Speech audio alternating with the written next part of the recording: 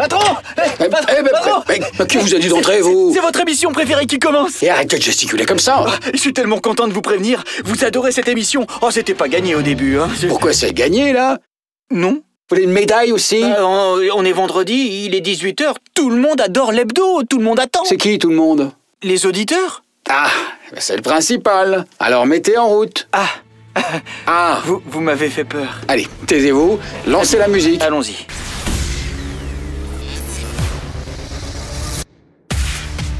Bonjour, bienvenue dans l'hebdo. Nous sommes ravis de vous retrouver cette semaine.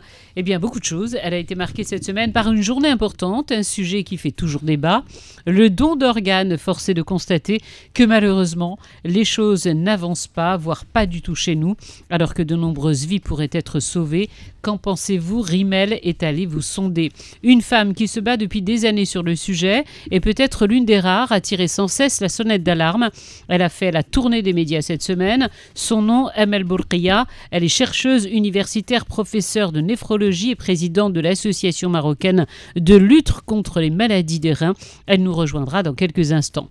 Un coup de gueule cette semaine, celui de Salima, qui a découvert une salle de sport un peu particulière, où les femmes doivent avoir des tenues très particulières pour faire plaisir à qui, à votre avis? Eh bien, aux hommes.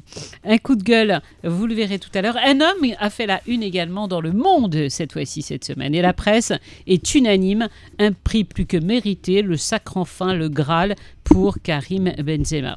Et puis, une petite nouvelle avec nous ce vendredi. Elle fait son baptême du feu dans l'hebdo avec une revue du web. Ce qui a retenu votre attention sur les réseaux sociaux, ce sera avec Selma. Bien sûr, nous refermerons ces 60 minutes comme toujours en musique avec la découverte de Yacine Sabouktirt. L'hebdo, c'est parti. Installez-vous, c'est parti pour 1 heure d'actu. Mais c'est pas un journal, on est d'accord. C'est l'hebdo sur Radio 2M. Bonjour à tous. Salut. Bonjour Madame Laouni. Bonjour à toi. Comment allez-vous? Très bien. Et vous-même? Plutôt pas mal. Voilà, plutôt pas mal. On est ravis d'accueillir notre chère Salma. Merci, je suis ravie d'être Alors, avec vous. Je vous conseille toutes les deux de rapprocher en fait les micros, ce sera beaucoup plus simple pour toutes les deux. Oui, voilà. vrai, Comme vrai. ça, il suffira juste. On a marre toujours deux filles ensemble. Moi, je vais être à côté d'Amine ou Yacine. En fait, tu veux juste être à côté d'Amine, ça, on l'a bien noté. Nous débutons avec l'image de la semaine. Et oui, elle n'a pas fait, elle, le retour des réseaux sociaux et pourtant, elle est capitale et nous devrions tous en être très fiers. C'est en effet une grande première. Le Maroc est le premier pays à signer un partenariat vert avec l'Union européenne. Je vous rappelle que l'hebdo, c'est à suivre en image et vous la découvrez, cette image. Le Maroc, le premier pays à signer un partenariat vert avec l'Union européenne. Et la déclaration du vice-président de la Commission européenne a été des plus claires. Écoutez-le. Le Maroc est le coup d'envoi d'un développement qui enchaînera toute l'Europe et toute l'Afrique. Mais le début est ici, parce que le Maroc est en excellente position pour montrer que ça peut fonctionner. Et c'est pas anodin ce qui s'est passé puisque nous sommes à la veille de la COP27. Pourquoi tu me regardes comme ça, Yacine? Parce que je suis un peu sceptique, mais je vous laisse finir. D'accord. Nous sommes à la veille de la COP27 qui se tiendra en Égypte du 6 au 18 novembre prochain. Le but, c'est de développer une véritable collaboration avec les autres acteurs internationaux. Vous comprendrez bien que ce n'est qu'un coup d'envoi, le démarrage de quelque chose. On sait que le Maroc est très engagé sur toutes les questions climatiques. Je vais faire une toute petite parenthèse puisque 2M est quand même à l'initiative de ce réseau avec les panafricaines qui regroupent 300 journalistes des 54 pays du continent. Ça a été une bataille totale depuis 2 ans maintenant pour combattre, pour faire passer les bons messages sur le climat. Oui Yacine, je t'écoute maintenant. Oui, d'après ce que j'ai lu, apparemment le but de ce partenariat, c'est de favoriser la transition vers une industrie décarbonisée, tout ça. Sachant que, je ne sais pas si vous avez des nouvelles par rapport à Zero Mika, des initiatives qui ont été prises durant la COP22. Moi, chaque fois que je vais faire mes courses, le Mika Baka, on vend des sacs plastiques, ça se distribue. Donc, le Mika Baka dans des proportions bien moindres Donc auparavant, c'est déjà pour moi une victoire. Ton argument aurait tenu la route si l'opération en elle-même ne s'appelait pas Zéro Mika. Quand on parle de zéro, c'est l'éradication. On parle de 7 ans. Mais non. Tu peux avoir des velléités, une volonté, mais après, bon voilà, ça reste pas forcément un vœu pieux. Je pense que jeune padawan que tu insultes un peu trop l'avenir, tu es trop négatif. Je pense qu'il faut donner sa chance. Je suis réaliste, au produit. Il faut voir le chemin parcouru, tu vois, le verre à moitié. Oui, toujours. Voilà, exactement. Et puis je pense surtout de manière plus générale que le Maroc peut faire office de trait d'union. Il y a toujours cette déconnexion entre l'Europe et les pays africains. Et là, en matière de climat, je pense que le Maroc a un gros rôle à jouer, tu vois, à l'échelle mondiale. Il peut mettre un hub, au-delà même d'être un exactement. Les accords de Paris et faire progresser collectivement l'agenda climatique global en synergie avec, bien évidemment, l'agenda 2030.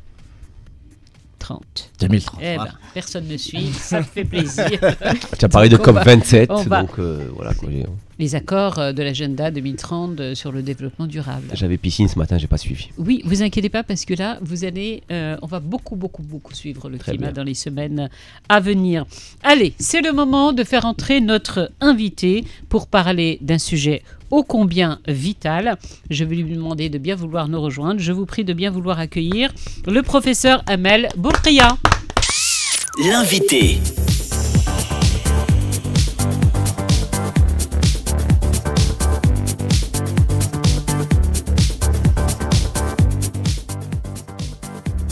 Bonjour. Oui, bonjour Fatia, bonjour toute la belle équipe, jeune équipe, dynamique équipe, vraiment. Ça me fait plaisir, la jeunesse n'est pas du tout chronologique, elle est vraiment dans la tête et dans le corps et dans l'esprit de fonctionnement. Et ça me fait très plaisir de presque finir ma campagne de la greffe d'organes avec un dynamisme qui va me sortir un petit peu des difficultés. Merci de l'invitation. Alors c'est très difficile de vous présenter, professeur, parce que la liste est tellement longue. Vous êtes chercheuse, universitaire, professeure de néphrologie et présidente de l'association marocaine de lutte contre les maladies des reins. Vous avez écrit plus de 16 ouvrages, j'en ai quelques-uns ici. Vous êtes également une experte internationale sur le sujet. Vous participez à des conférences aux 4 coins du monde, vous intervenez dans les médias, vous êtes très active également sur le terrain avec votre association. Bref, une femme des plus actives et comme vous l'avez dit, cette semaine vous étiez sur tous les fronts, vous êtes passée pratiquement chez tous les médias et elle termine chez nous, s'il vous plaît, c'est quand même pas mal. Toujours meilleur pour la fin, Fatia. Merci, j'ai bien ça. Amel, une question toute simple, puisque nous parlons du don d'organes. J'ai oublié une précision quand même très importante. Cette dame est l'une des premières à avoir effectué une opération de don d'organes. C'était au Maroc dans les années 80. 86. Exactement. Vous avez failli terminer en prison. La première, justement, greffe d'organes était une greffe de rein. C'était évident parce que la greffe de rein est le plus simple, les donneurs vivants, etc. Donc, la greffe de rein devait être presque automatique parce qu'on a commencé la dialyse en 84 au niveau des structures hospitalières. Il fallait avoir de la greffe. On ne peut pas mener les gens en dialyse et rester éternellement, surtout la jeunesse, les enfants, etc. Il fallait démarrer. Dans le temps, il n'y avait pas de loi. Il n'y avait qu'un Lahey de 1950, etc. Et donc, nous, et les gens ne comprenaient pas grand-chose. Donc, à l'hôpital, les gens, les collègues... Que disait ce décret ?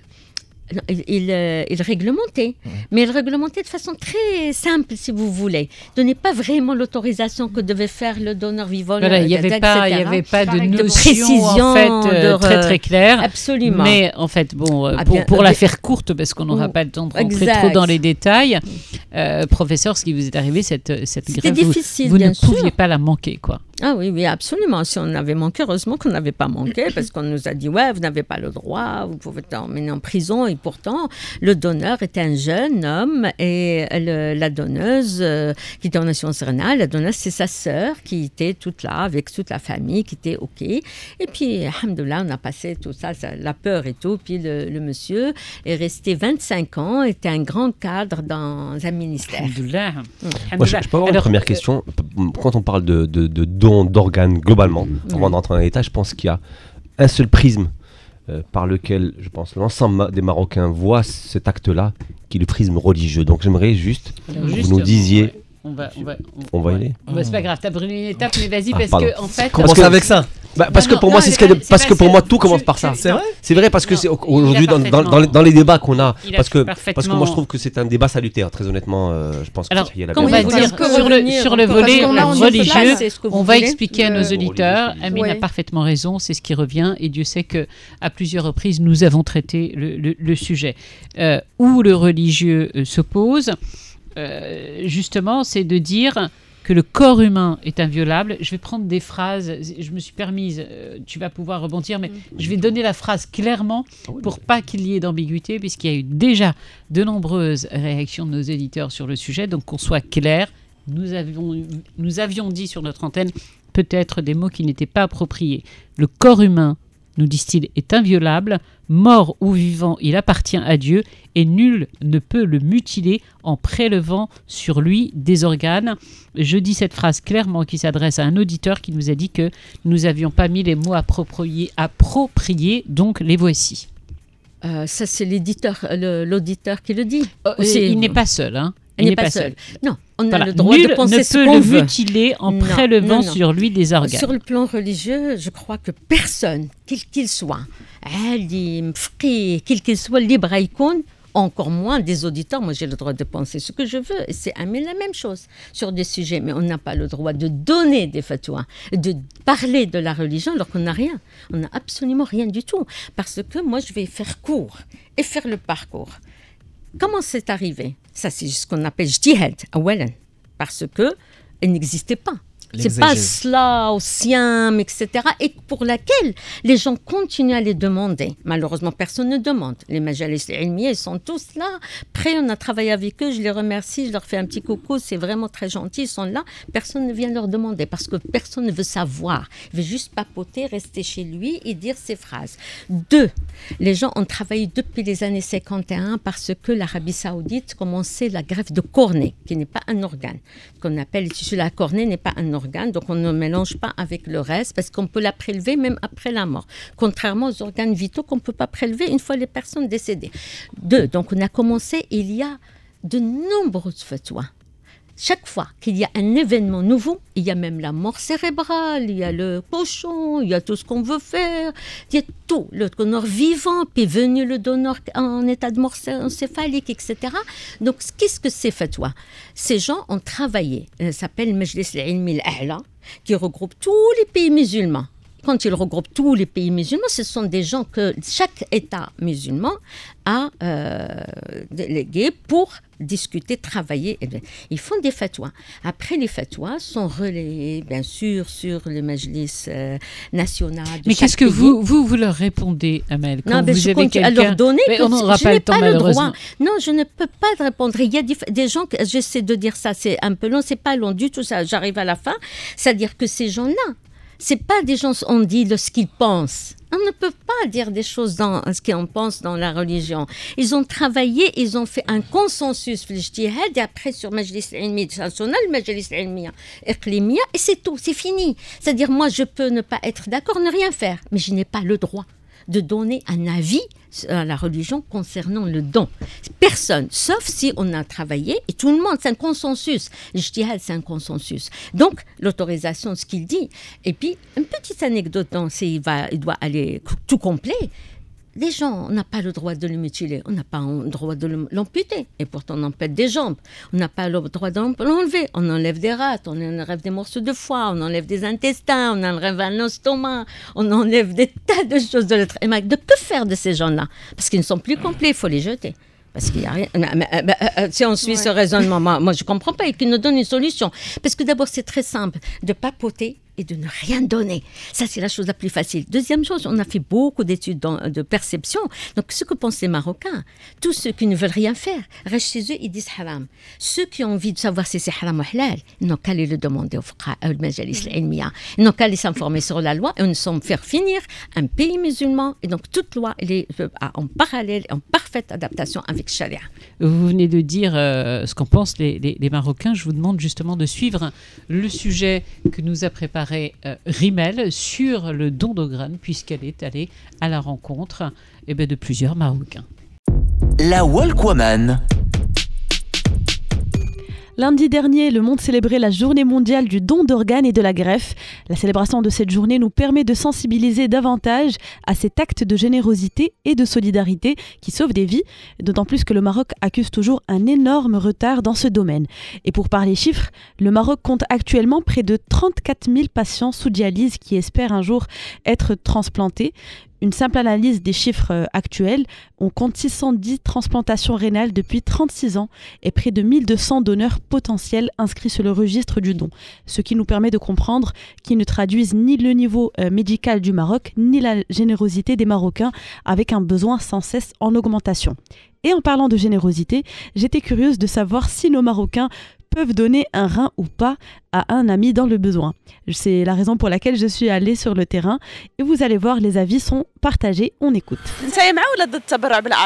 لا ماشي معاه اللي كنت شمت نقدر نعطي عمرك باقي في الحياة لا علاش انا خاصني نتبرع بحياتي شي واحد محتاج العائلة با امي نعطي شي واحد من العائلة اللي مت نقدر نعطي عين شحال من حاجة عادي جدا انت يا الا صاحبك ولا شي واحد من العائلة بغا كلوة تعطي عليه ولا لا مرحبا علاش لا حنا بهذا لو جيست هذا كنمثلوا الانسانيه جلوبالمون مع هذه الفكره ديال التبرع بالاعضاء. الا صاحبك عطاك فلوس تعطيه كلوة ولا لا ومساله الفلوس هذا سؤال شويه على حساب على حساب المبلغ على حساب لو مونطون ياك على حساب المبلغ وعلى حساب المهم بنادم ما يكونش مادي في هذه الامور هذه ما يكونش مادي شي واحد من العائلة قريب بلو بروش ولا هذا زعما كتجيني عاديه نحيدها ونعطيها ليه ماشي مشكل. انت مثلا شي صاحبك خاصه كلوة تعطي عليه ولا لا صاحبي الا مات نعطيها ليه مرحبا لا وانت في الحياه الصراحه ما نعطيش الكلوة راه شي حاجه ما تقدرش تعطي الكلوة ديالك الا مات هذيك حاجه اخرى نعطي لبنادم. السلام عليكم. وعليكم السلام. انت الا صاحبك خاصه كلوة تعطي عليه ولا لا كنت مازال عايش والله بولا احلم بها وكاك حيت انا نقول لك واحد الحاجه انا محتاجها باغيها نعيش بها الا احتاجها با واخا احتاجها خويا واخا احتاجها اختي واخا صاحبي الا كان بحال خويا نعطيه علاش اللي ما نعطيش ولكن انا مع تبرع بالاعضاء على كل حال. علاش حيت ياكلوا مع التراب في الاخر والله ما يستافدوا منهم ناس حدين اخرين ولا ما كانش كضرني ما تاثرش عليا ما والو ما نخمم شي حاجه نعطيها له حيت انا كبرت يمكن لي خصني نعطي من الاعضاء ديالي ما عندي ما ندير بهم مازال شاب صغير نقول نبغي نخدم بهم نبغي نقوى بهم ما الانسان اللي كيلحق 70 سنه يمكن يساعد العائله ديالو ولا فهمتوا ولا شي صديق ديالو مزيان فيها حتى الاجر. شي واحد اللي ما كتعرفش تعطي ليه كلوة ولا لا لا ما نعطيش هذه الاعضاء ديال نفرق فيهم انا على الناس. Bravo à Rimel parce que bon, vous avez vu que vous avez beaucoup d'hommes sur ce reportage qu'elle a réalisé. Les femmes, voilà, les femmes ne voulaient pas s'exprimer sur le sujet et vous avez vu également, c'est que on est prêt à donner quand même, mort bien évidemment, pas de son vivant. Même pour la famille, c'est-à-dire de son vivant, même pour la famille, on ne donne pas. Salma, tu voulais poser une question. Alors, non, devant le micro, toujours. Je voulais juste clarifier en fait que ici au Maroc, l'Ulama Diana, on a une fatwa qui permet le don d'organes, qui le voit même comme un acte de bienfaisance et de générosité. Ce qui n'est pas bien, c'est la rémunération, parce que là, on est dans une sorte de commerce d'organes. Non, il n'y a pas de rémunération. Oui, dans la loi, c'est interdit. Non, il n'y a pas. Justement. Non, ni dans même du point de vue religieux. La fatwa, ni dans la loi, il n'y a pas de rémunération. Par contre, au contraire, moi, j'ai trouvé le micro-trottoir très instructif. J'y ai décelé quand même beaucoup de générosité chez le Maroc. C'est-à-dire que, voilà, certains, le max c'est je donne, mais si je suis mort, mais par contre ma famille je donne. Oui. Par contre, aucun n'a dit non, c'est interdit, je ne donne pas. Ouais. Personne, on l'a pas. Voilà, c'est pas un échantillon. C'est très significatif, peut-être en termes d'évolution de mentalité. Personne n'a fait le lien avec la religion. Et ça, pour moi, c'est nouveau. Oui, tout à fait. Moi, c'est ce qui m'a plus étonné. Et surtout, c'est des jeunes. Alors, en parlant de jeunes, je ne sais pas si vous avez vu une vidéo qui circulait sur les réseaux sociaux. C'est un jeune homme d'El Jadida dans la vingtaine qui, très sérieusement, il avait mis ses testicules à vendre sur Avito. Et il a commencé à avoir des offres. Voilà. C'est parce mais qu'il ça, il y a... Alors, il y en a beaucoup. Est-ce que vous pensez pas... J'ai juste un truc, si je peux me permettre. Tout à l'heure, vous avez parlé du décret de 1952 sous protectorat. On a une loi qui a été votée, c'est la 1698, et c'est la loi en fait qui régule. Absolument. Et là, on parle de gratuité, d'anonymat, de consentement. Donc, il y a un cadre légal, c'est-à-dire hors cadre religieux. Quel est maintenant en fait le but de cette tournée et cette communication-là qui est faite autour des dons d'organes? Est-ce que c'est plus sensibiliser les Marocains par rapport à cette démarche de générosité ou est-ce que vous voulez modifier les lois? Oui, c'est-à-dire vous voulez dire pourquoi on en parle, hein? Pourquoi on en parle maintenant? Non, on en parle chaque année, tout le temps, toute l'année, etc. Moi, depuis qu'on a fait, on en parle. Bien sûr, les choses évoluent, on utilise différents moyens, mais on en parle. Pourquoi? Parce que ce que vous avez vu, personne n'est inscrit. Donc nous, on a 1200 ce qu'il a rapporté. Et en même temps, la procédure est très longue, elle est difficile. Non, elle n'est pas longue, elle n'est pas difficile. Non, justement, on va déjà parler de pourquoi on en parle. On en parle pour sensibiliser effectivement, pour expliquer, donner des informations, parce qu'il n'y a pas beaucoup d'informations, on n'en parle pas. C'est une occasion d'une année, de temps en temps. Et même dans les différentes enquêtes qu'on a faites au niveau de la perception, d'où vous avez vos informations, c'est là aussi votre rôle. Et moi, je salue tous les médias qui ont beaucoup travaillé, le domaine qui a vraiment évolué avec nous dans la perception, dans la communication, dans la compréhension de la greffe d'organes, c'est les médias. Ils ont beaucoup changé. Il y a 10 ans, ce n'était pas du tout la même chose. Dans quoi? Dans la compréhension, l'intérêt, les questions, etc. Et ça, c'est très important, je les remercie. On aurait aimé que les autres secteurs aussi participeraient plus.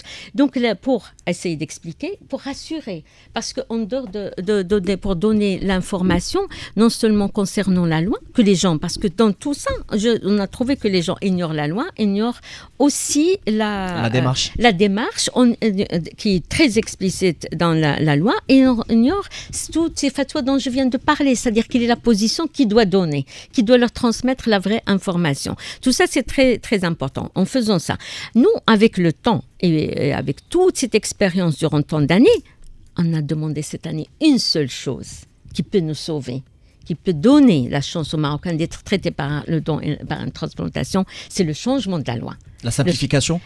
Non seulement, je voulais revenir sur l'EJLA, est très simple la procédure, mais il faut aller au tribunal. Il n'y a personne qui se réveille le matin qui a envie d'aller au tribunal, parler de sa propre mort et de signer pour donner ses organes. Donc nous, ce qu'on fait, c'est des regroupements, c'est-à-dire on fait des invitations. Ou de faire comme le font d'autres pays, avoir sur soi une carte de donneur en cas de problème. Après le corona, non, beaucoup plus simple, c'est la numérisation, donc d'avoir s'inscrire, on fait tellement d'autres choses importantes. Mais professeur, dans de nombreux pays, on porte sur soi une carte de donneur, tout simplement. Oui, mais ça y est, maintenant, c'est difficile aussi d'aller faire le permis au niveau de la carte nationale. Vous allez toujours avoir c'est-à-dire vous allez être soit donneur, pas donneur, etc. C'est pas simple. Par contre, si vous êtes inscrit sur un registre numérique, ça c'est très simple. On va chercher votre nom, voilà, votre ça c'est exactement. Et être inscrit, et ça va être national. Nous, ce qu'on demande au niveau de cette loi, c'est un point. Ce qu'on fait des pays qui ont même une grande activité de greffe, comme la France, l'Espagne. L'Espagne, vous savez que l'Espagne, nos voisins, sont les premiers au monde dans le don d'organes. C'est impressionnant. Il y a 15 ans, ils étaient en arrière. Mais maintenant, ils sont les premiers chaque année. C'est les premiers, c'est-à-dire les premiers. Il y a environ 40 à 45% des morts encéphaliques qui sont prélevés, qui donnent OK pour le prélèvement. Nous, on veut aussi que tous les Marocains soient donneurs, ce qu'on appelle par défaut. C'est le consentement implicite, c'est-à-dire on est donneur. Donc plus de consentement? Plus de consentement, sauf ceux qui ne voudraient pas. À ce moment-là, c'est à eux d'aller s'inscrire sur le registre du refus. Moi, j'aimerais juste parler de la procédure après. Alors, une fois qu'on si est vous donneur. le permettez, on va juste enchaîner avec qu'on ait le temps quand même de passer tous nos sujets. On va continuer jusqu'au bout de l'émission à revenir sur le sujet. Mais sans transition, on va passer à... Vous faites du sport un peu, vous? De tête. ناوية c'est la gymnastique neurologique, on peut dire. Je ne suis pas du tout un exemple dans ce domaine. Il y a actuellement une affaire qui fait grincer des dents. Ce sont vos tenues vestimentaires, mesdames. Et oui, quand vous allez dans une salle de sport en général, il faut quand même être à l'aise. Oui. Que nenni, madame. Ce n'est pas possible dans certains lieux. Le reportage de Salima. Le reportage de l'hebdo.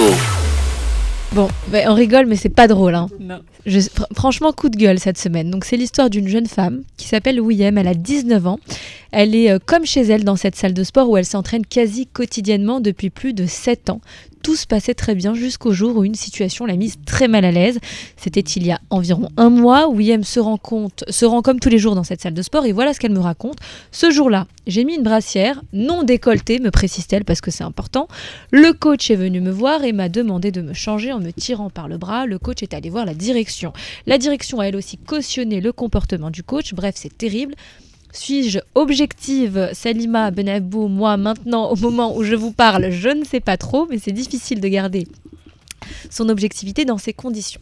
Bref, elle finit par mettre un sweat, finit sa séance et rentre chez elle. Mais elle ne comprend pas. Elle repart à la salle de sport plusieurs fois, puis lui vient l'envie de remettre cette brassière pour être certaine que ce qui lui est arrivé la première fois était bien réel. Et oui, ce n'était pas un rêve. Ça n'était pas un rêve. Cette fois, le coach lui répond qu'il y a des hommes. La gérante lui aurait répondu la même chose. Ariana, Kain Rjel, le psy ou la kharji. Traduisez, couvre-toi ou quitte la salle. J'ai tenté d'appeler la direction de la salle de sport, pas de réponse. En revanche, j'ai réussi à m'entretenir avec le coach et voilà ce qu'il me dit, écoutez-le bien. Je lui ai demandé de m'envoyer quand même le règlement intérieur qui précise tenue correcte exigée, oui, mais qu'est-ce que ça veut dire? Eh bien rien, finalement, tenue correcte exigée, écoutez-le. Oui, bien sûr, c'est même affiché, tenue correcte. Même des adhésifs en vinyle imprimés, c'est partout. Je suis pas contre, moi, les brassières. Justement, mais la fille n'a rien compris, c'est tout. Parce qu'il y avait des téléphones et tout. Mais pourquoi Fhadik Louqeta, vous lui avez reproché de porter une brassière? Bon, et les prises en photo, les gens, c'est des gamins. Un jour, qui sera des photos tremblées de là, ça, ou bien fait des squats, l'autre il fait la vidéo elle est penchée, donc c'est pas notre histoire. Moi j'ai dit les gens, vous faites des squats, vous faites des trucs, mets-toi à l'aise, donc c'est un t-shirt, c'est mieux. Le sida, il est venu dans le moment mort de pointe, il y a les épauliers, il y a... Voilà, donc en gros, on interdit à cette femme de porter une brassière et le gars assume complètement. C'est ça que vraiment je suis choquée. Le gars me dit qu'elle n'a pas le droit de porter de brassière parce qu'on est en heure de pointe, donc ça veut dire qu'il y a beaucoup de monde, il y a des hommes, et puis il vaut mieux faire des squats en t-shirt parce que... Et puis surtout, il prône la sécurité de cette jeune femme. Il me dit clairement que voilà comment il explique cette interdiction. Si elle est en brassière, les hommes vont la prendre en photo, etc. Donc encore une fois de plus, le corps de la femme est sexualisé et cette histoire elle est finalement très symptomatique de notre société où on demande à une femme de renoncer à ses libertés au profit de celles des hommes. J'ai essayé de savoir que disent la loi. Voilà, il n'y a aucune loi qui précise très clairement qu'il est interdit d'imposer à une femme d'enlever ou de s'habiller ou de se dévêtir. Il y a plusieurs textes qui se chevauchent et donc finalement ce n'est pas clair. Donc peut-être qu'il faudrait mettre en place un texte. Oui, mais j'ai envie de te demander, il est peut-être parfaitement dans son droit, ce monsieur, en exigeant une tenue correcte.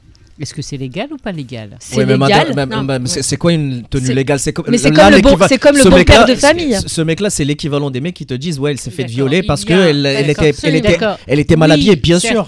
Mais tenue correcte exigée, c'est comme le bon père de famille. Il y a des hôtels ou des restaurants, tu ne peux pas rentrer en bermuda, tu ne peux pas rentrer en t-shirt, tu as une tenue correcte exigée. La seule différence peut-être, c'est que c'est pour tout le monde, femmes et hommes. Là, en l'occurrence, un homme peut faire du sport torse nu, ça ne pose pas de problème à tout le monde. Je suis d'accord avec Fatia. Je pense que chaque endroit privé a le droit d'avoir ses propres droits. Tant qu'il n'est pas discriminatif, parce que c'est discriminatif ce qu'ils font. Oui, mais discriminatoire, tu veux dire? Je pense que discriminatoire... Ça dépend où on pose la barre de la discrimination. Je comprends ce que tu veux dire, Yacine. Mais il n'y a pas de discrimination. Je pense que chaque endroit privé, je répète bien privé, a le droit d'avoir les exigences vestimentaires qu'il veut, à la seule condition qu'il les liste de manière explicite et qu'on sache très bien ce qu'on doit. Quand Fathia te dit qu'il y a des clubs qui refusent les bermudas, les shorts et ne pas avoir et d'autres qui demandent un blazer, on sait que pour rentrer là, tu as besoin d'un blazer. Tu ne peux pas interdire à une gamine de mettre une brassière à 8h du matin et à 19h tu lui dis non parce qu'il y a trop d'hommes. Parce que déjà à la base, tu n'es pas explicite. Par contre, quand la gamine vient, quand la jeune fille vient et qu'elle voit écrit vous ne pouvez pas vous entraîner en brassière, en tutu, en collant ou je ne sais comment et qu'elle emporte. Mais là c'est pas le cas pour l'instant. Est-ce que dans le cas où cette cliente par exemple porterait plainte contre cette salle de sport.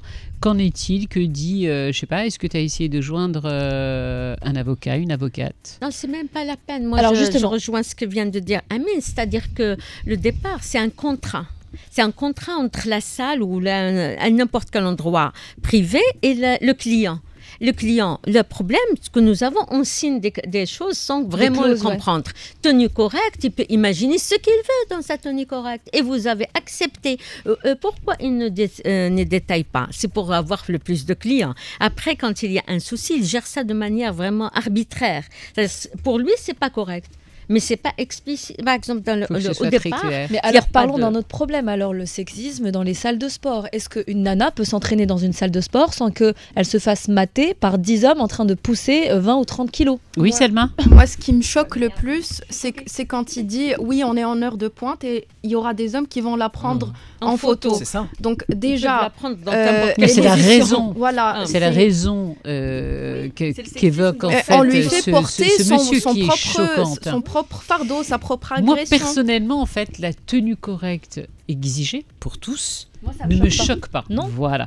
Mais Ce qui le me fait choque qu'elle ait été tirée par le bras. effectivement, c'est comme Selma, de se dire à telle heure, il faut que tu t'habilles parce qu'il y a un petit peu plus d'hommes dans la salle et ça va les Il y a déranger. un problème de mentalité là. Encore une fois, c'est pas une brassière des plus décolletées, elle est plus que décente, comme dans beaucoup de salles de sport où les femmes, t'es plus à l'aise avec une Mais qu'il brassière. la tire et la force, ça, il n'a pas le droit, elle peut porter plainte. Ça, c'est à part. C'est-à-dire Exactement. la manière, elle est De toute indépendante façon, du contrat.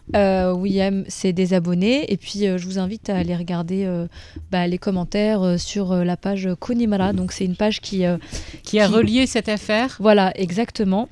Moi, je trouve que la Konimara. question... Excusez-moi, moi, je trouve que le point qu'il a donné, la raison, il est encore plus grave. Oui, c'est-à-dire mais qu'il c'est ça. risque d'être filmé. Oui. S'il risque d'être filmé dans n'importe quelle position, c'est ça ce qui est C'est très... ça. Pour lui, c'est un peu C'est le normal. sexisme dans les salles de non, sport. mais non, ça, c'est beaucoup plus que le sexisme. C'est l'atteinte à la vie privée, c'est l'utilisation de l'image de l'autre Exactement. sans son autorisation. Ça, c'est du pénal. On passe à un autre vague. C'est-à-dire que le coach et les gens qui sont là-bas ont eu peur qu'il la filme alors qu'ils sont habitués à filmer. Moi, je vais beaucoup plus loin que Bien le sûr. simple petite Bien brassière. sûr. C'est-à-dire qu'il est habitué, ils vont la filmer plus parce qu'elle est en brassière, mais ils peuvent la filmer aussi. Oui, dans mais différentes c'est ça le Vous positions êtes beaucoup de sur sport. les réseaux sociaux, professeur? Oui, pour travailler. Oui, pour mais je travailler, regarde jamais pour, rien. Une plateforme c'est pour vous une plateforme de Ah oui, de communication, communication. d'information, etc. Non, j'ai beaucoup de... Toutes les pages Facebook, pour tout, pour Réseau de dons, pour l'association Rhin, pour moi. Est-ce pour- qu'il y a des choses qui vous ont marqué sur les réseaux sociaux cette semaine en particulier? En dehors de la journée mondiale En fait, je ne vais pas des me dons mentir, d'organes. cette semaine, je n'avais même pas le temps de regarder l'ordinateur avec tout ce que j'avais à faire. Elle fait son baptême du feu dans l'hebdo pour nous dire justement ce qu'elle a retenu. C'est la revue du web avec Selma. Bienvenue dans l'hebdo parce qu'on on l'a pas suffisamment dit. Donc on te souhaite la bienvenue chez nous. Merci, moi je suis contente d'être là. Soyez indulgents avec moi. Nous le serons. On sait que les premières sont jamais très très faciles. Oui. Qu'est-ce qui a retenu ton attention cette semaine sur les réseaux sociaux? Alors, pour commencer, on a eu une belle semaine foot. Ouais.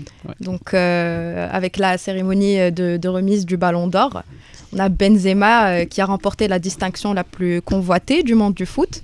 Mais c'est pas ça qui a retenu l'attention de la Tweetoma. Hein. C'était surtout la présence de non pas une, mais 3 femmes avec lui. Donc, on peut dire que le joueur, il a marché sur les pas de Rafiq Boubker. Voilà, la marocaine. يلا توفيق بارك الله فيكم الله يخليكم ديما درايرات شديت لكم راواتك بجوج والله يخليهم بعضياتهم. Donc voilà, ces 2 épouses Wow. pleines d'amour l'une pour l'autre. Et avec Benzema, on avait Chloé D'amour de pour Launay. C'est sa première compagne avec qui il a sa fille de 8 ans et son fils de 2 ans. Et on a Cora Gauthier. Numéro 2. Voilà, la numéro 2, qui a assisté avec leur fils Ibrahim de 5 ans. Et enfin, le joueur est rentré avec Jordan Ozuna, sa compagne actuelle. Ils sont rentrés en jet privé, donc au final, c'est elle qui a pris le ballon d'or. Mais elles se Voilà. ressemblent toutes surtout. Mais ouais. Et c'est Ah oui, ce oui, qui a fait c'est des beaucoup clones. remarquer Bah énormément sur Ouais. Twitter. Il a un style. hein, c'est certain. Qui ont dit tous, quoi. Mais qu'est-ce qu'elle se ressemble. Mais c'est vrai en plus. Oui, il mais a un au-delà de ça, style de femme. Moi, j'y vois pas de problème parce qu'au contraire, ça prouve que les relations entre lui et ses ex sont bien parce que s'il les a invités, ce qui veut dire que c'est bien. Pour les enfants, j'ai rien du mal. Comme on dit. C'est vraiment du talent. Autant on soigne en général les rencontres, autant on rate généralement les séparations. Lui a tout bien fait. Alors, en parlant de Benzema, il y a eu autre chose qui a été très remarquée. Alors, déjà, elles sont toutes canonissimes. Ouais. Puis, elles sont toutes métisses, déjà. J'arrive au bandage, j'arrive au petit bandage. Elles sont toutes métisses et ça nous a donné toutes sortes de memes. Donc, ça donne ça. Donc, son ex et sa femme sur tapis rouge. Man definitely has a type. C'est vrai, il a un type de femme qui ne change pas. Après, il y en a d'autres qui ont dit oui, pourquoi il a délaissé nos sœurs arabes. Bon, le cœur a des raisons. Ça, c'est Mkharba que c'est marocain, algérien, tunisien, j'imagine. Maghreb, ou Maghreb en général. Il a son petit penchant, on n'y peut rien. Et puis, bien sûr, le petit bandage, il n'avait plus son petit bandage au doigt. Ouais. Après, on se dit que peut-être la raison pour laquelle il le portait, il a eu finalement son ballon d'or. Donc, après qu'il lèche. Voilà. Toujours dans le foot. Cette fois chez nous, avec cette pépite qui était le nouveau maillot du MAS. Donc voilà, le maillot, il a enflammé la toile. Le club l'a dévoilé à l'occasion de son 76e anniversaire. Donc il a été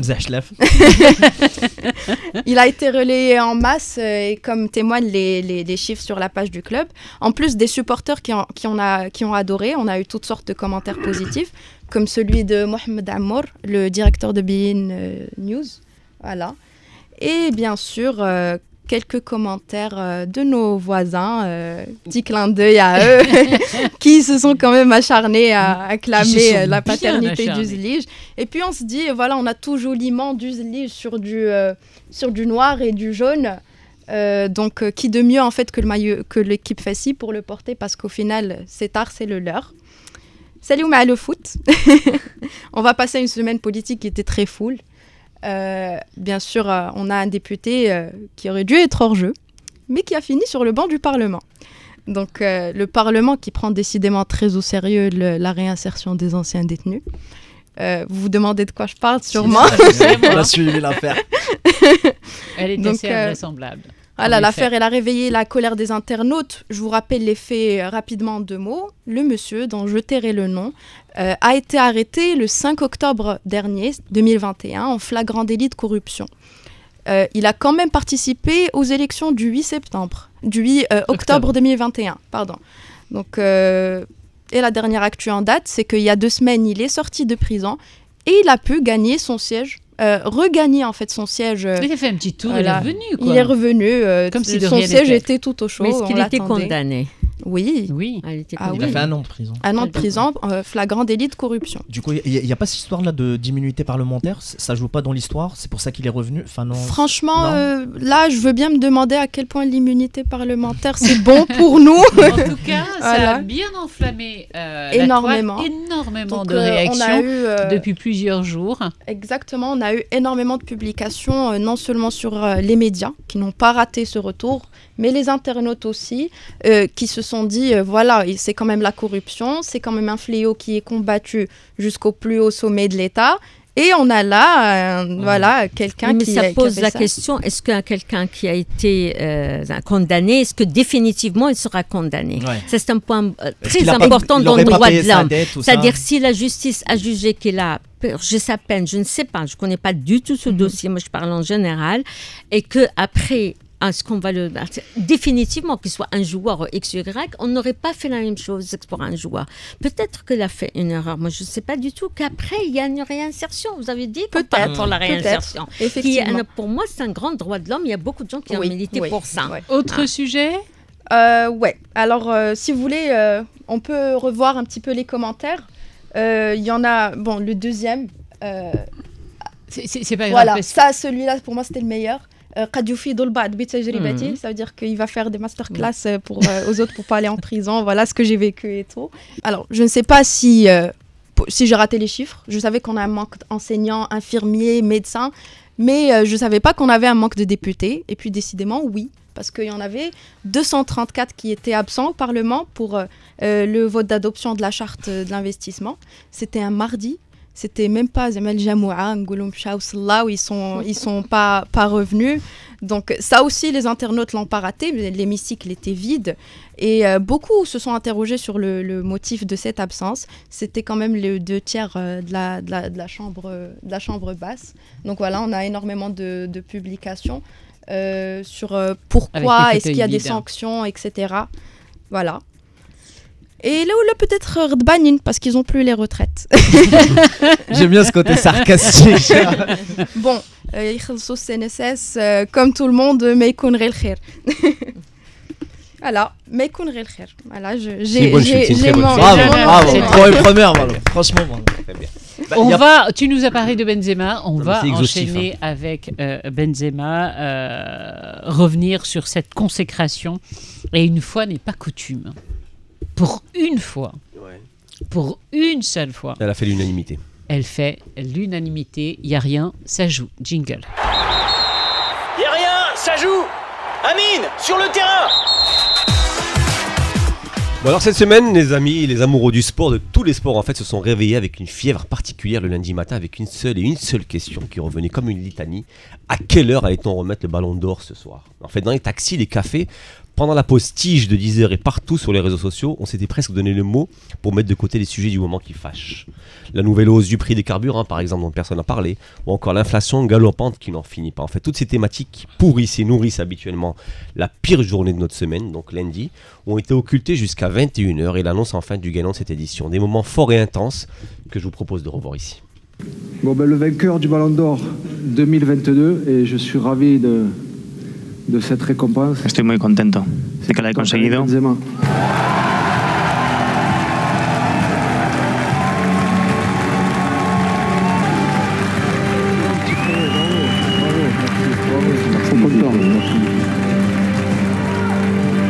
Quelques mots pour lui. Le 66e Ballon d'Or. Voilà, beaucoup d'émotions. Ah ouais, alors avant d'aller plus loin, je vais faire un tour de table pour savoir ici quel était votre favori et pourquoi surtout. Je commence par mon ami Salima. Non, ne me demande pas. Je n'avais pas de favori, je ne savais même pas qui était sur la liste. Donc vraiment. J'en crois pas un seul mot. Je te jure, je Selma t'assure. Question gênante, j'ai pas regardé la cérémonie. Mais est-ce que j'avais un favori? Moi je suis pas très fou. Ça m'a fait plaisir parce que j'imagine bien. Pourquoi? Parce que beau parcours, parce que après les Bleus et ce qui s'est passé et tout ça, c'est un peu sa revanche personnelle. Donc je salue le parcours. Très bien. Tia? Moi c'était lui parce que j'ai trouvé que y avait beaucoup d'injustices qu'il aurait mérité depuis très longtemps et que c'était pas juste quoi. Et je pense j'ai regardé un tweet de quelqu'un qui dit si jamais là il l'a pas, on va tous descendre dans la rue parce que c'était juste pas possible qu'il l'ait pas. Et puis vraiment il a fait une saison exceptionnelle. Vous savez, je suis beaucoup la bombonera, donc je sais quelques petites notions sur preuve de bon goût de votre part. Pardon, mais est-ce que Mbappé l'a déjà eu ou pas? Jamais, il a 23 ans, il est encore trop jeune pour ça. Madame Borki, est-ce que vous suivez le foot? Si oui, est-ce que vous aviez un favori pour ce Ballon d'Or? Moi, j'ai aujourd'hui, avec vous, la confirmation que je suis dans un autre monde. Je ne savais même pas qu'il y avait un ballon noir ou rouge ou doré, etc., qu'il y a les gens, etc. Moi, je n'ai jamais entendu quelqu'un descendre dans la rue et menacer pour sauver des gens, des enfants, des grands et des petits. Donc, pour moi, que ce soit X ou Y, je n'ai aucune idée. Très bien. Je finis par mon ami Le Chauve. Karim, bien évidemment, pour plusieurs raisons, notamment au-delà de la hagra qu'il avait subie de par les politiques et de par la Fédération française de football, c'est aussi un talent qui n'a pas été récompensé parce qu'on ne parle pas juste de cette saison, ça fait 4-5 ans qu'il fait des saisons extraordinaires. Et big up à lui parce que je ne sais pas si vous l'avez remarqué, la tenue qu'il a portée, c'est la même que Tupac avait portée juste avant sa mort. Ouais, la tenue, ça par contre, moi j'ai retenu parce que moi je suis pas très kiffé, ça. J'ai adoré. Mais je suis content que vous disiez ça parce qu'en fait, pour ceux qui avaient une préférence donc pour Benzema, j'ai trouvé vos remarques à la fois pertinentes et partagées largement par tous. Donc je vais reprendre. En fait, je disais donc le secret de Polichinelle a donc été levé. Donc c'est Karim Benzema, fils de Hafed et de Melika, qui a été sacré 66e Ballon d'Or de France Football. Il rejoint donc le panthéon restreint des Français récompensés. 6. Non, du tout, 5. Papin, Coppa, Platini, et Zidane. Donc il faut savoir qu'hormis Jean-Pierre Papin, les 4 autres sont de la droite lignée, peut-être j'en ai oublié mais je ne pense pas. Donc hormis Jean-Pierre Papin, on va dire que les 4 autres sont de la droite lignée des joyeux représentants de l'immigration en France. Ce qui doit bien faire grincer des dents et c'est plutôt jouissif. Donc pourquoi là en fait le sacre de Benzema fait l'objet de cette chronique et nous fait tant plaisir à tous, justement fans du bonhomme ou pas, fans du Real ou pas, ou même fans du foot ou pas. Bah d'abord on va rappeler parce qu'il le mérite amplement. Tu peux en faire une avec ou pas. J'aimais bien là parce que j'accompagnais depuis tout à l'heure. Et fan de foot ou pas. D'abord parce qu'il le mérite amplement. Donc après 35 ans, il vient de faire la saison de sa vie. On va pas revenir ici maintenant sur ses exploits parce que c'est pas le but, mais on va quand même rappeler que ses stats, son apport au jeu, ses titres ont été stratosphériques cette année. Ensuite ça nous fait plaisir parce qu'on est content parce que cette consécration, comme vous le disiez, semble réparer une injustice. En fait, ceux qui le suivent un peu savent par quoi il est passé ce bonhomme ces 10 dernières années. Sa condamnation judiciaire pour une sombre affaire d'extorsion avec Valbuena, son bannissement de l'équipe de France pendant 5 ans, injuste à mon sens, qui lui a valu un titre de champion du monde en 98, ou encore son abnégation à mettre son talent et ses ambitions de côté pour aider un autre à décrocher ce titre suprême, et là je parle de Ronaldo. Donc en fait Benzema a toujours dégagé cette impression qu'il devait sans cesse se battre contre les éléments pour exister, sans jamais avoir l'appui de ses compatriotes français, bien au contraire. En fait, je vais vous rappeler combien de fois l'a-t-on renvoyé à ses seules origines algériennes, lui le natif de Bron dans la banlieue lyonnaise. Combien de fois lui a-t-on dénié, en France je précise, sa nationalité et l'amour de sa patrie sous le prétexte fallacieux qu'il ne chantait pas la Marseillaise pendant les hymnes nationaux. Du coup en fait ce garçon, nous l'avons un peu adopté au Maroc comme un petit frère talentueux que les autres ne méritent pas. Et qui nous le rendait bien d'ailleurs. Parce que Benzema, on va le rappeler sur les réseaux sociaux, c'est un peu de bling bling qui est en fait propre au foot de cette génération, mais aussi des hamdoullah et des mabrouk ftorkoum et idkoum en fourrière blanche avec le fils Ibrahim qui cavale à ses côtés. Benzema, si vous laissez la preuve que tu peux t'appeler Karim et t'asseoir sur le toit du monde du football à 35 ans, à force de courage, de persévérance et de travail, Benzema, il faut le dire, c'est le rêve américain personnifié, et en cette période trouble et difficile, le rêve, c'est bien tout ce qui nous reste. Bravo Alec. Merci. On a vu que tu... c'est amusant parce que tu regardais la cérémonie, mais tu en parles toi aussi avec beaucoup d'émotion. Il y a une cérémonie qui a été émouvante, mais tu en parles avec émotion. Parce que je trouve qu'il nous représentait beaucoup ce bonhomme-là. Oui, mais vous êtes beaucoup dans ce cas-là. En tout cas, les vrais amateurs de foot ont été extrêmement touchés. Et c'est pour ça que cette unanimité est tellement rare dans le milieu sportif. C'est pour ça que c'est intéressant. Vous êtes levé comme un seul homme pour dire... Pas seulement, et c'est pour ça qu'à un moment je disais ou pas seulement les amateurs de foot. C'est-à-dire que sur ce coup-là, il y avait d'abord les Français et ensuite les fans du Real qui vont être contents. Et là, je me suis rendu compte qu'il y avait même des gens qui ne suivaient pas le foot. Ma mère, par exemple, lundi m'a demandé à c'était à quelle heure le Ballon d'Or. Ma mère ne regarde pas le foot, n'a rien à voir avec le foot. Mais le symbole, non du tout, mais juste le symbole Benzema, ce qu'il représentait, ce qu'il est réellement, je pense que ça a touché tout le monde et on est très content pour lui. Merci Amine, je vais me tourner parce qu'il nous reste que quelques minutes vers notre invité. On a parlé de votre combat, on a parlé également de cette loi que vous aimeriez qu'elle évolue le plus vite possible. Appelez aussi, comme vous l'avez fait tout à l'heure, tout le monde a pensé qu'on sauve des vies. Et puis, professeur, il y a autre chose chez vous et on voulait vous rendre hommage pour ça, la femme combattante que vous êtes. Vous avez écrit de très nombreux ouvrages, 16 je crois à ce jour. Pourquoi c'est aussi important pour vous, l'écriture? L'écriture vient d'abord du fait qu'on lit. Il faut lire beaucoup. Moi, je lisais depuis toujours parce que c'est très difficile d'avoir de la référence, bibliographie. Il faut demander à des amis, des copies, etc. Maintenant, c'est très facile. Ce qu'on appelle la génération médecin Google. Vous appuyez, vous avez la réponse à votre question. Même comment le diagnostiquer, le traitement et tout ce qui s'ensuit, les complications, etc. Moi, je trouve que, et puis, en tant que médecin, on peut le faire, docteur. Jamais. Tiens, un bouton, on tendance à mourir en 2 jours. Oui, mais t'as envie de... non, mais il faut savoir que la majorité des informations qui existent en matière de médecine sur le Google accessibles à un grand public sont pas toujours fiables et ça a permis d'angoisser beaucoup plus de monde. Moi, je suis pas contre que les gens s'informent, mais d'avoir la bonne information. Moi, je suis pour informer le patient, c'est son droit, donner tout ce qu'il faut, mais pas les fausses informations, l'angoisser. Et puis, la lecture, moi, je suis médecin, enseignant et chercheur. Donc, enseignant, ça veut dire déjà écrire des articles, corriger des thèses, faire des topos, etc. Et donc, moi, je devais écrire parce qu'il n'y avait aucun document concernant mes articles et mes livres. Sont les seuls, malheureusement, les premiers, mais ils sont restés uniques avec le temps sur la pathologie rénale aiguë, chronique, l'éthique, réécrire sur l'éthique parce que la relation médecin-malade me tenait beaucoup à cœur, la façon d'aborder le don d'organes, la greffe d'organes, la restauration somatique, etc. Voilà, je Tout vous ça, montre ce c'était dernier très- ouvrage qui s'appelle « Quel espoir ?» avec un point d'interrogation pour Je cet voulais ouvrage. dire pas d'espoir, mais finalement j'ai mis quel espoir. Voilà, parce que vous vouliez mettre l'accent Plus d'espoir. sur les espoirs pour la réduction de la maladie rénale d'une part, et également pour le développement de la transplantation rénale à court, moyen et long terme. J'ai un petit cadeau, parce qu'on va parler de musique dans un instant, et je vais vous faire, et j'espère que je ne me suis pas trompée, vous faire écouter un petit quelque chose.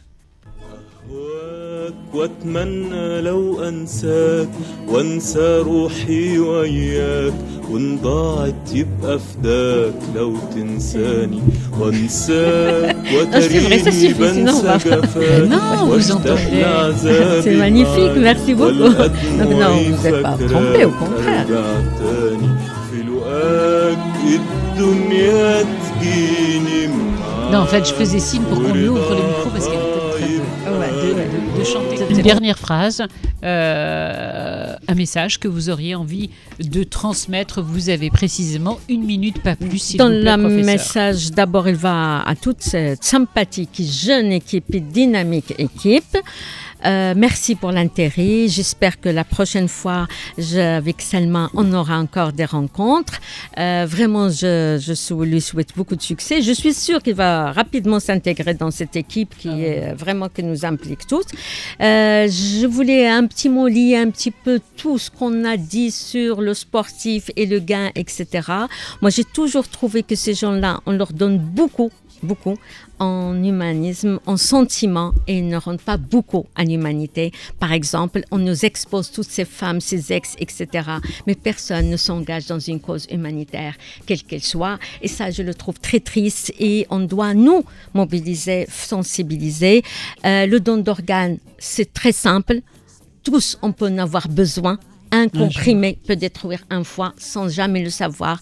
Donc, vraiment se préparer en étant tous donneurs. Et c'est notre histoire à tous et c'est notre responsabilité à tous. Vous le faites bien et à travers vous, je fais appel aux autres domaines, aux autres responsables. Un grand merci à Fria de m'avoir contacté. Merci à vous d'avoir répondu à cette invitation. Ah ouais, on peut l'applaudir à cette invitation. Merci de nous avoir accompagnés et d'avoir joué le jeu surtout. Voilà, C'est votre agréable. message essentiel donné. Oui, parce que vous pouvez, nous pouvons, et on va le mettre, nous pouvons sauver des vies.